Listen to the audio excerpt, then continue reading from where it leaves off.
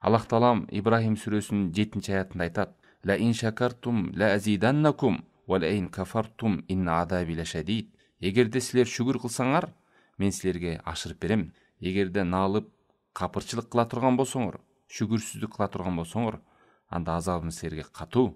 Шүгүр кылуу менен неамат көп эткен. Караңыздар, Алла Таалам вада берди. Эгер силер шүгүр кылсаңар, мен ашырып берем дейт. Жашооңузда болгон жакшылыктар, неаматтар туруктуу болуп калсын, ал дагы көбөйсүн дей турган болсок, анда эмне кылыш керек экен? Шүгүр кылыш керек.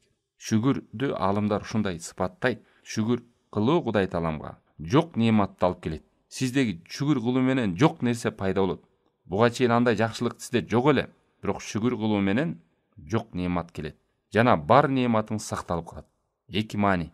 Шүгүр кылуу менен жок неамат кайра сизге келет, жана бар неамат сакталып калат. Канча адамдардын үстүндө ден соолугу бар эле, ден соолуктан айрылып калгандар бар. Канча адамдар жакшылыктын үстүндө жүрүп, жакшылыктан айрылып калгандар бар. Ошон үчүн неамат бир орунда турбайт. Неамат кээде жок болуп кетет.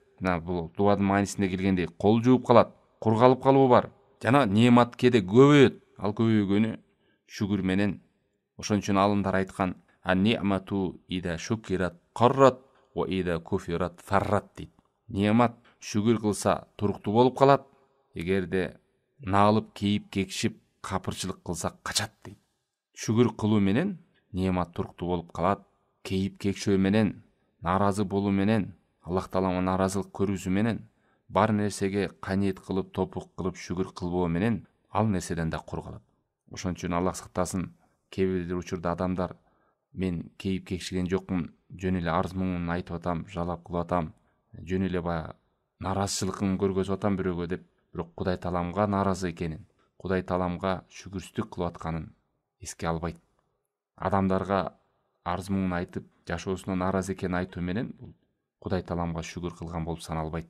Бул наалып, кейип, кекшип, жашоосуна нааразы экен, Кудай Таалам бөлүп берген неаматка каниет кылбагандыгынан шүгүр кылбаганын белгилери. Шүгүр үч түрлүү кылынат. Жүрөгү менен шүгүр бар. Ал жүрөгү менен каниет кылып, ыраазы болуштугу. Тили менен шүгүр бар. Тили менен кейип, кекшип, наалыбай, жаман жалап сөздөрдү сүйлөбөй. Жана денеси менен шүгүр бар. Кудай Таалам көздү жараткан болду, жакшылыкты көрөт.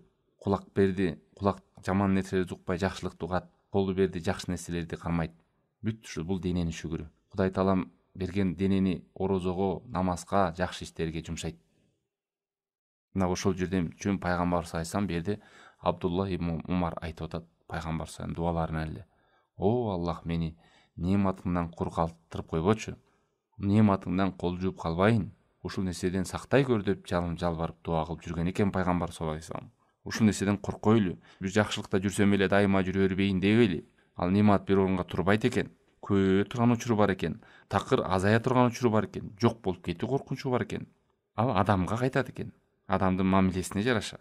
Ибн Кайым рахимахулла айтат: «Ма хуфидат ни'матуллахи би шейин кат би мисли таатих». Мына азыр ушундай ой келет да: ай тууганым, кой анда мен ушул неаматты сактап калыш үчүн эмне амалдарды кылышым керек деген адам жүрөгүндө ой келет. Мына алымдар багыт берип атат. Неамат сакталып калыш үчүн, жакшылык туруктуу болуп орноп калыш үчүн Аллахтын неаматтары, эң чоң неамат жакшылыктарын сактап калыштын жолу би мисли таати. Кудайга баш ийип, Кудай Таалам менен мамилени оңдоодон да артык неаматты сакталып калуучу нерсе жок деді. Сакталып калыш үчүн Кудайга баш ийиш керек экен. Ал эми неаматты көбөйтүп туруш үчүн эмне кылыш керек экен? Вала хасалат фиха зияда би мисли шукрихи. Ал эми ошол неаматты сактадыңыз, эми көбөйтөйүнчү, дагы көбөйтөйүн да. Эмне кылыш керек экен? Шүгүр көп кылыш керек. Көп. Ла ин шакартум ла азиданнакум деп Алла Таалам ого берип атат. Эгерде шүгүр кылсаңар, мен силерге сөзсүз көбөйтүп берем dedi.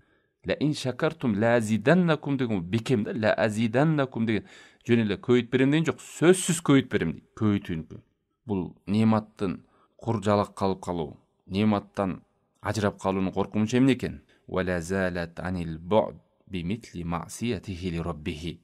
Неамат алыстай берет неаматтан адам күнөө кылган сайын, Кудай менен согушкан сайын, Кудай буйруган нерсени аткарбаган сайын, тыйган нерсени тыйылбаган сайын неаматтан кол жууй берет, Алла сактасын.